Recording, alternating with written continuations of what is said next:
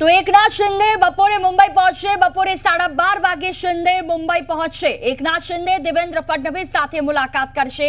બીજા બાગી ધારાસભ્યો આજે મુંબઈ નહીં આવે। ગઈકાલે ઉદ્ધવ ઠાકરે રાજીનામું મૂક્યું છે, એટલે હવે ફ્લોર ટેસ્ટની કોઈ જરૂર નથી। એકનાથ શિંદે બપોરે મુંબઈ પહોંચશે। પહેલા એવી ખબરો હતી કે 11 વાગે દેવેન્દ્ર ફડણવીસના ઘરે તેમની સાથે મુલાકાત કર્યા બાદ તેઓ રાજ્યપાલને મળવા માટે જઈ શકે છે, આગામી સમયમાં સરકાર બનાવવા માટે પ્રસ્તાવ લઈને। પણ અત્યારે જે રીતે સમાચાર મળી રહ્યા છે તે અનુસાર 12:30 વાગ્યાનો સમય આપવામાં આવ્યો છે। એક નવો સમય સામે આવ્યો કે 12:30 વાગે શિંદે મુંબઈ પહોંચશે। એકનાથ શિંદે દેવેન્દ્ર ફડણવીસ સાથે મુલાકાત કરશે। બીજા બાગી ધારાસભ્યો આજે મુંબઈ નહીં આવે। જ્યારે ફ્લોર ટેસ્ટ થશે ત્યારે તેમને ગોવાથી મુંબઈ લાવવામાં આવશે। ઝી 24 કલાક પર ટેલીના માધ્યમથી અત્યાર સુધી જે અપડેટ સરકાર જે પડી ભાંગી તે બાદ કોની કેટલી સીટો તે પણ અમે આપને દર્શાવી રહ્યા છીએ। ભાજપ જે સરકાર બનાવશે તેમાં 167 સીટો સામેલ છે, જેમાં શિંદે જૂથના 39, અન્યના 22 અને ભાજપની અત્યાર સુધીની પોતાની 106, એટલે કુલ 167 ધારાસભ્યો સાથે આ બેઠક બનાવશે। તો આ સાથે ઉદ્ધવની જે સરકાર પડી ગઈ અત્યાર સુધી ગઈકાલ રાત સુધીનો જે આંકડો હતો તે 116 હતો, પરંતુ અપક્ષના જે 2 અન્ય ધારાસભ્યો છે તે પણ જો ઉદ્ધવના તરફેણમાં જાય છે તો પછી 120 સુધીનો આંકડો પહોંચવા જાય છે। એટલે કહી શકાય કે 120 અને 167 ની વચ્ચે ખૂબ મોટો ગેપ છે અને સીધી રીતે દેખાઈ રહ્યું છે કે આવનારા સમયમાં ભારતીય જનતા પાર્ટી પોતાની સરકાર મહારાષ્ટ્રમાં બનાવશે।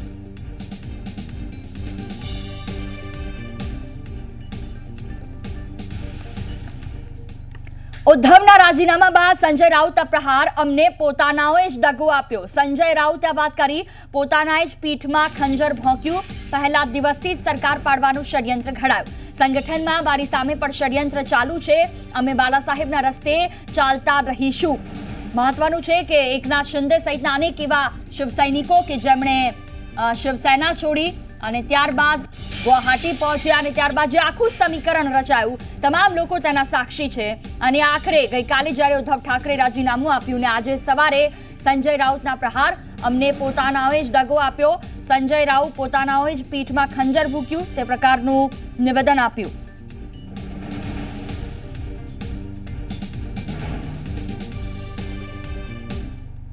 मुख्यमंत्री उद्धव ठाकरे जी जो पार्टी के चीफ है शिवसेना के, कल रात को अपने पद से इस्तीफा दिया है।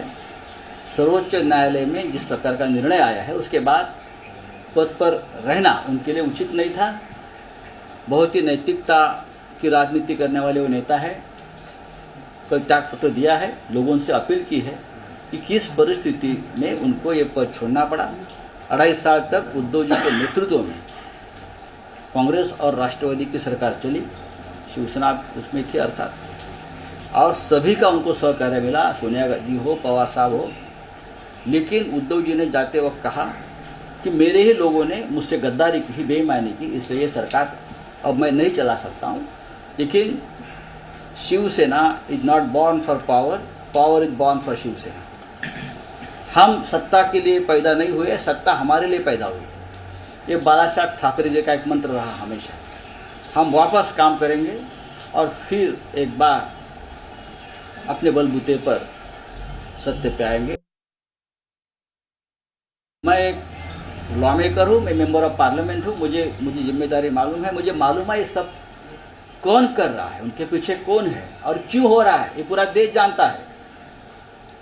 देश के सभी विभागों के मुख्यमंत्री, हमारे अपोजिशन के नेता, सबके मेरे पास फोन आ रहे हैं और मैंने सबको कहा। अभी मेरी पवार साहब से भी बात हुई, मैंने उनको भी कहा मैं कल जा रहा हूँ, और पवार साहब ने मुझे कहा संजय तुम अकेले नहीं हो, हम सब आपके साथ हैं, तो मुझे डर नहीं है। मैं मेरी बात रखूँगा। ये राजनीति के स्टेप है मुझे रोकने के लिए, पार्टी को रोकने के लिए, उद्धव जी को रोकने के लिए, लेकिन हमने जिंदगी में कोई गलत काम नहीं किया। સંજય રાઉતનું આ નિવેદન। અને મહારાષ્ટ્રમાં આવતીકાલે નવી સરકારની થઈ શકે છે શપથવિધિ। બ્રેકિંગ ન્યૂઝ, ભાજપ મહારાષ્ટ્રમાં સરકાર બનાવવાનો દાવો કરી શકે છે। રાજકીય ઉથલપાથલ વચ્ચે દેવેન્દ્ર ફડણવીસના ઘરે બેઠક મળવાની છે। થોડી વારમાં જ ભાજપની કોર કમિટીની બેઠક મળશે ને ત્યાં સુધીમાં 12:30 વાગ્યા સુધીમાં એકનાથ શિંદે તેમના ઘરે આવી પહોંચશે। મહારાષ્ટ્રમાં સરકાર બનાવવા સહિત આગળની રણનીતિ અંગે બેઠકમાં ચર્ચા થશે।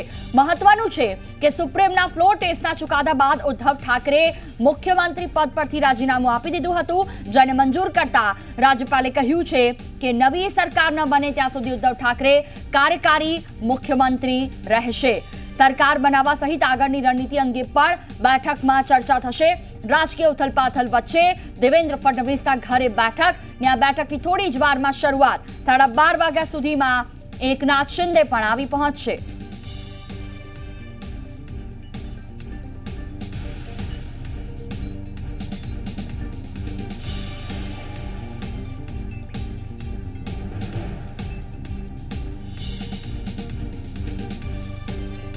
તો ઘણી બધી અટકળો છે અને સતત અપડેટ ઝી 24 કલાક આપના સુધી પહોંચાડી રહ્યું છે। ત્યારે અમારી સાથે સ્ટુડિયોમાંથી કિંજલ દેસાઈ છે, રાજકીય વિશ્લેષક અમારી સાથે વિશ્વાસ દેવકર જેઓ પણ રાજકીય વિશ્લેષક છે અમારી સાથે જોડાયા છે, તેમની પાસે પણ જઈશું। ચેતન પટેલ જોડાયા છે દેવેન્દ્ર ફડણવીસના ઘરની બહારથી ને વધુ એક સહયોગી જોડાયા છે। તમામ લોકો સાથે વાતચીત કરીશું। સૌથી પહેલા ચેતન, આપની પાસે આવું શું અપડેટ છે? સવારથી આટલી બધી હલચલ દેવેન્દ્ર ફડણવીસના ઘરની બહારથી એકનાથ શિંદે 12:30 વાગે ત્યાં પહોંચવાના છે તે પ્રકારની અટકાળો છે। શું વિગતો? ત્યાં કોઈ નેતા હાજર છે? તેમની સાથે વાતચીત થઈ શકશે?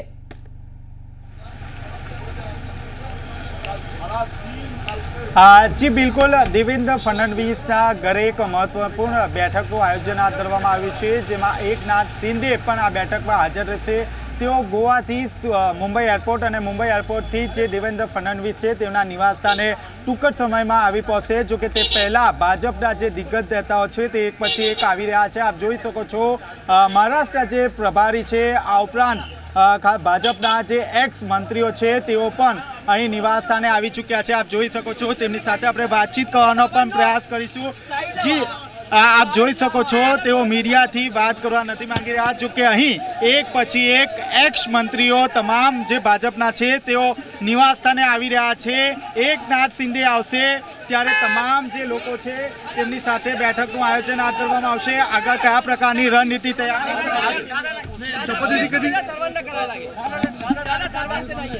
જી આપ જોઈ શકો છો મીડિયા સાથે કોઈ પણ પ્રકારની વાતચીત કરવા માટે તેઓ તૈયાર નથી। હાલ નિવાસ સ્થાન પર એક પછી એક ભાજપના જે દિગ્ગજ નેતાઓ છે તે પહોંચી રહ્યા છે। મહત્વની વાત છે કે જે રીતે મિટિંગનું આયોજન હાથ ધરવામાં આવ્યું છે, આ મિટિંગમાં એક રણનીતિ પણ તૈયાર કરવામાં આવશે। રણનીતિ તૈયાર કર્યા બાદ દેવેન્દ્ર ફડણવીસ અને એકનાથ શિંદે રાજભવન ખાતે નીકળશે અને રાજ્યપાલે પોતે સરકાર રચવાનો દાવો પણ કરશે।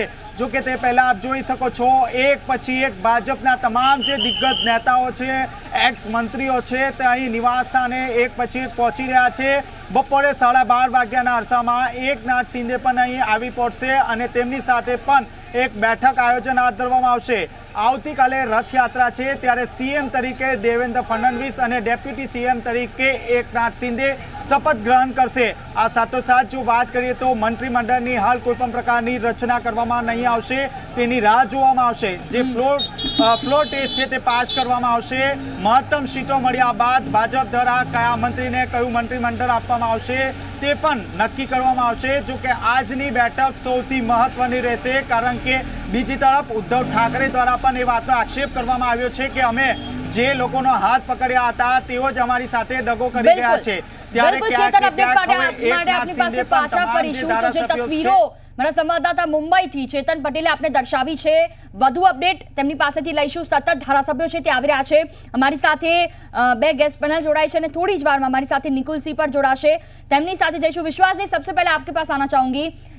जिस तरह से हिंदुत्व की राजनीति की बात की जा रही थी, तो क्या मान सकते हैं कि उद्धव ठाकरे का जो हिंदुत्व है बीजेपी के सामने वो कम पड़ गया, क्योंकि अचानक से ये सियासी मामलों में सीधे तरीके से औरंगाबाद का जो नाम है वो भी चेंज किया गया।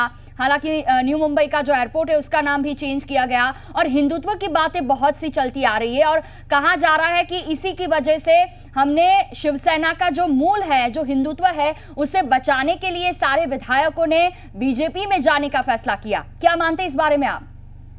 जी बिल्कुल, आप जो बोल रहे हैं कि शिवसेना का जो मूल स्वरूप है वो हिंदुत्व की राजनीति करने वाली पार्टी ऐसा ही था। वो तब तक था जब तक उद्धव ठाकरे जी मुख्यमंत्री नहीं बने थे। लेकिन उद्धव ठाकरे जी का स्वभाव, उनकी व्यक्ति रेखा, इसका इस्तेमाल करते हुए एनसीपी के नेता शरद पवार जी ने जिस तरीके से महाराष्ट्र में सत्ता पाई और वो सत्ता में आ गए, तब से शिवसेना का जो सो कॉल्ड हिंदुत्व है वो डाइल्यूट हो गया था। इतना डाइल्यूट हो गया था कि अगर पिछले 2.5 साल का हम परामर्श लेते हैं, विमर्श लेते हैं, तो यही उद्धव जी है जिन्होंने ना हिंदुत्व की बात स्पष्टता से की थी, ना कोई ऐसा निर्णय लिया था। चलो हम कल की ही बात लेते हैं कि औरंगाबाद का नामांतर उन्होंने संभाजीनगर करने का डिसीजन कैबिनेट में लिया, तब लिया जब उनका सरकार अल्पमत में गया था। अगर उनको निर्णय ही लेना था तो जब वो सत्ता में आए थे, बड़े पैमाने पे बड़े विश्वास के साथ आए थे, तब उन्होंने इसकी बात भी नहीं की थी, क्योंकि उन दिनों में वो शरद पवार जी और कांग्रेस के प्रभाव में थे। वो बात भी नहीं करते थे हिंदुत्व की। आप वो उदाहरण ले सकते हैं, हनुमान चालीसा का इशू जब महाराष्ट्र में चल रहा था, उन दिनों में वही उद्धव ठाकरे जी और वही शिवसेना है जिन्होंने हनुमान चालीसा का प्रयास करने वाले, चाहे वो नवनीत राणा, रवि राणा हो या दूसरे लोग, उन पर कानूनी कार्रवाई की है। तो उनका हिंदुत्व 2.5 साल में कौन से मोड़ पे था, और जब जाने की घड़ी आ गई तब आपने संभाजीनगर का निर्णय लिया, उस्मानाबाद का नाम बदल के धाराशिव करने का निर्णय लिया। लोग देख रहे हैं कि कौन से मोड़ पे आपने कौन सा डिसीजन लिया है। यानी कि इसके आगे उद्धव ठाकरे जी कि हाँ मैंने हिंदुत्व नहीं छोड़ा है, ये दोहरा देंगे। लेकिन लोग ये समझे हैं कि 2.5 साल में आपने इसका तो नाम भी नहीं लिया था। मैं आपको बता सकता हूं कि यही उद्धव ठाकरे जी की एक रैली हुई थी औरंगाबाद में, इन दिनों में ही हुई है। तब लोगों के सामने उद्धव जी ऐसा बोले थे, उन्होंने ये भरी सभा में रैली में बोला था कि आप इस विषय पर क्यों बोल रहे हो। इस क्षण मैं बोल रहा हूं ना कि ये संभाजीनगर है, क्या इसका कैबिनेट डिसीजन होने की जरूरत है? क्या कुछ जरूरत नहीं है। यानी कि आप ये जो दोगलापन जो है, मैं दोगलापन बिल्कुल विश्लेषण करना चाहता हूं कि बिल्कुल जिस दोगलेपन की आप बात करें विश्वास जी, एक सवाल ये भी उठता है आपके पास, ये सवाल लेके मैं आऊंगी कि शिवसेना अब किसकी है, उद्धव जी की है या एकनाथ शिंदे की? क्योंकि एकनाथ शिंदे ने गुवाहाटी जाके भी वहां पे अपनी एक नई शिवसेना बनाने का काम किया, पर शिवसेना ही क्यों? अगर अपनी ही पहचान बनानी है तो कोई और नाम का इस्तेमाल कर सकते थे वो। इसी सवाल के पास वापस आऊंगी। किंजलबेन, 8 કેબિનેટ મંત્રી, 5 રાજ્યના મંત્રીની ઓફર ગઈકાલથી આ વાત ચાલી રહી છે ને એટલા માટે જ આટલા ધારાસભ્યો આ ગુજરાતમાં પણ આપણે ઘણી રાજનીતિ જોઈ કે ક્યાંક રાજ્યસભાની ચૂંટણી આવે તો આ પ્રકારે ફેરબદલ થાય। આ જ વસ્તુ અલગ અલગ રાજ્યોમાં પણ થાય છે। અહીંયા સિનારીઓ કોઈ બીજો હોઈ શકે, પણ લાગી રહ્યું છે કે રાજનીતિનું સ્તર હવે આ ખૂબ નીચે જાય છે। રાજનીતિમાં જોઈ છે ને આવા ઉતાર ચઢાવ પહેલેથી આવતા જ હોય છે। જેની પાસે જનમત અને બહુમત હોય એ સરકાર બનાવે। મહારાષ્ટ્રના કેસમાં ત્રિશંકુની હાલત હતી, 106 સાથે બીજેપીને પણ બહુમતી નહોતી, સંપૂર્ણ બહુમતી નહોતી, પરંતુ એમની યુતિ જે શિવસેના સાથેની હતી એને 162 સીટનું જનમત મળેલો હતો। પરંતુ એ જનમત જીત્યા બાદ તરત જ એ લોકોએ જે પલટી મારી, તો શું ઉપાય રહે? અને એ લોકોએ પલટી મારી અને મહાવિકાસ અઘાડી બનાવી, 3 પાર્ટી ભેગા થઈને। તો જે સંજય રાઉત કહે છે કે અમારા પોતાના લોકોએ અમારે બેકસ્ટેબિંગ કર્યો, અમને પીઠમાં છરો ભોક્યો, તો શું એ વખતે 2019માં જનતાની પીઠમાં નહોતો ભોકાયો છરો કે અમે તમને હાલ ચૂંટીએ છીએ અને તમે તરત જ તાત્કાલિક જ બીજી પાર્ટી જોડે જતા રહો છો? તો એ જનતા કેટલી લાચાર હશે ત્યાંની। તો આ સિચ્યુએશનમાં મને જે લાગે છે ઉદ્ધવજીના ઘરની બહાર જે અત્યારે કાગડા ઉડે છે, કોઈ સમર્થક નથી, કોઈ સપોર્ટર નથી, એનું કારણ એ જ છે કે લોકો ખુશ છે આ જે બદલાવ છે એનાથી।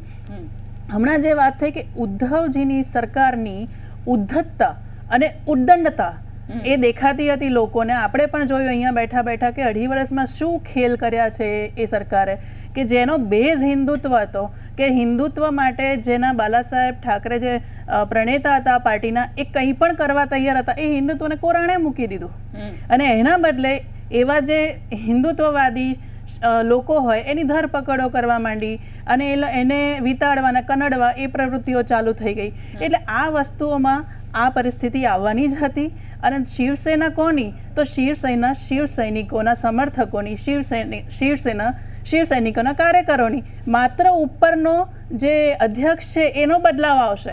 એટલે આજે નહીં તો કાલે અધ્યક્ષ બદલાશે ચોક્કસ છે. એટલે શિંદે માત્ર ને માત્ર ધારાસભ્યો નથી લઈ ગયા, શિવસેના પણ લઈ જશે. बिल्कुल એટલે कही शकाय कि एक शिवसेना नु पतन मानी शकाय आने. विश्वास जी, जिस तरह से मैंने बात की, शिवसेना अब किसकी, उद्धव जी की या एकनाथ शिंदे की? एक सेंटेंस में इसका आंसर देना है तो संगठनात्मक शिवसेना जो है, ऑर्गेनाइजेशनल पार्टी जो है, वो आज भी उद्धव ठाकरे की ही है. लेकिन अगर विधिमंडल पक्ष की यानी कि लेजिस्लेटिव पार्टी की अगर हम बात करते हैं तो वो अब लेजिस्लेटिव पार्टी एकनाथ शिंदे की बन गई है, क्योंकि अराउंड 39 अगर 39 विधायक एकनाथ शिंदे जी के गुट में है तो अब विधिमंडल पार्टी यानी कि असेंबली में जो पार्टी है वो एकनाथ शिंदे की है, ना वो उद्धव ठाकरे जी की. पास फिर लौटेंगे. निकुल सी हमारे साथ जुड़ गए हैं, एनसीपी के नेता. निकुल जी, जिस तरह से ये बदलाव नजर आ रहे हैं, एनसीपी और कांग्रेस जिनको लेकर बहुत सी उम्मीदें थी शिवसेना को, और वो उम्मीद पूरी भी हुई, 2.5 साल तक सरकार भी चली, पर अब कहीं ना कहीं शिवसेना ही इतनी डगमगा गई है कि एनसीपी और कांग्रेस अब कहीं नहीं दिखेगी. तो आने वाले वक्त में उनका स्टैंड क्या रहेगा? आपने पहले बोला कि एनसीपी और कांग्रेस कहीं नहीं दिखेगी, क्यों नहीं दिखेगी? विपक्ष में दिखेगी और बहुत मजबूती से दिखेगी. सत्ता आना जाना एक जब हम कोई कार्य करते हैं तो विफलता और फलता एक काम का वो है रिजल्ट, उससे ना होना और होना कोई लेना देना नहीं होता है. हमारा मकसद पवार साहब पहले ही कह चुके हैं कि हम विपक्ष में बैठेंगे, तो विपक्ष में बैठ के जो आवाज है सरकार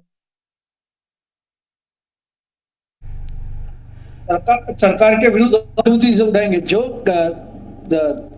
सरकार हत्याई गई है, बीजेपी ने जिस तरीके से हत्याई है, लोगों को धोखा देके एक पार्टी के एमएलए को खरीद के जिस तरीके धोखे से हासिल करी है, उसका हम सख्त विरोध करते हैं. और 2.5 साल विस्तारों के अंदर जाके लोगों को ये समझाएंगे कि गद्दारी की अब बात करें. निकुल जी, हम वापस लौटेंगे आपके पास, रोकना पड़ेगा आपको. चेतन पटेल संवाददाता मुंबई थी जोड़ाયેલા છે અમારી સાથે. જી ચેતન, શું હલચલ ત્યાં?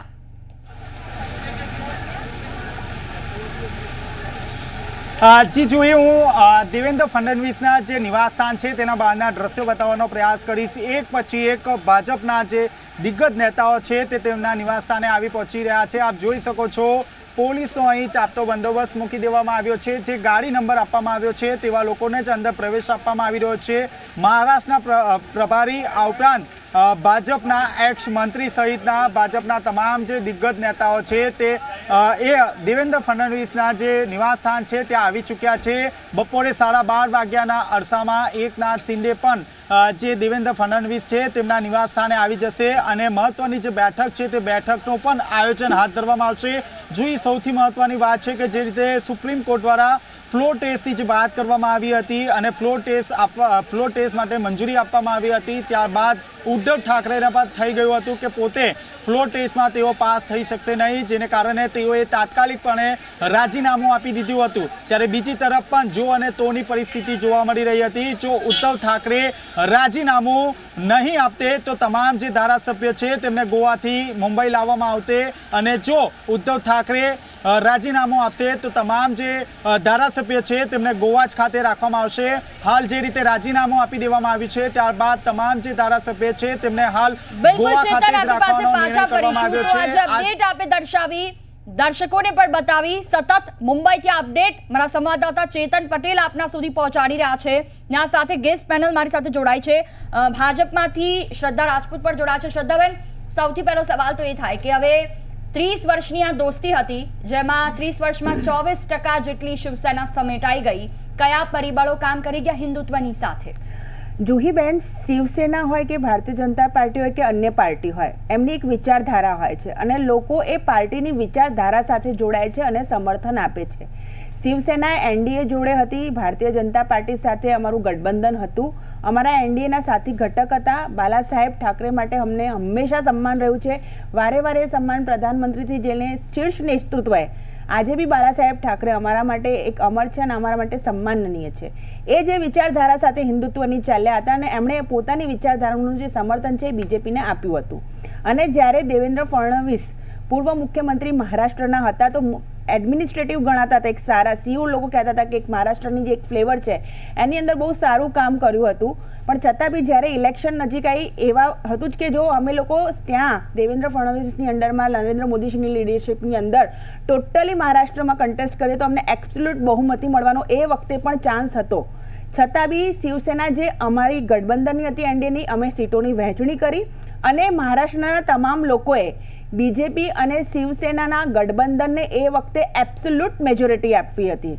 અને એ વખતે જ્યારે બધું જ નક્કી થઈ ગયું હતું ત્યારે ફક્ત ને ફક્ત ચીફ મિનિસ્ટર બનવા માટે ઉદ્ધવ ઠાકરેજીએ જે મહારાષ્ટ્રની જનતાનું અપમાન કર્યું. મને ખબર છે અહીંયા એક ભાઈ અમારે અહીંયા અમદાવાદ રહે છે, એમનું છે ને વોટિંગ મહારાષ્ટ્રમાં હતું, એ સ્પેશિયલ ફ્લાઇટ લઈને ગયા હતા અને વોટ આપીને આવ્યા હતા. જ્યારે પાછા આવ્યા ત્યારે કીધું કે ये तो हमारे साथ धोखा हो गया, मैं स्पेशल फ्लाइट लेके देने गया था, मैं बीजेपी का सपोर्टर हूँ पर मेरा वोट शिवसेना को मैं देखा क्योंकि वहाँ से शिवसेना का कंटेस्टेंट था वो खड़ा हुआ था तो मैंने सपोर्ट किया है, ये तो हमारे साथ गद्दारी हुई है. અને મહારાષ્ટ્રની અંદર મહાવિકાસ અઘાડીએ કોઈ પણ એવા કામો નથી કર્યા. મારો જન્મ મુંબઈનો છે એટલે મને ત્યાંની પરિસ્થિતિ ખબર છે, મારું નનિહાલ ત્યાંનું છે.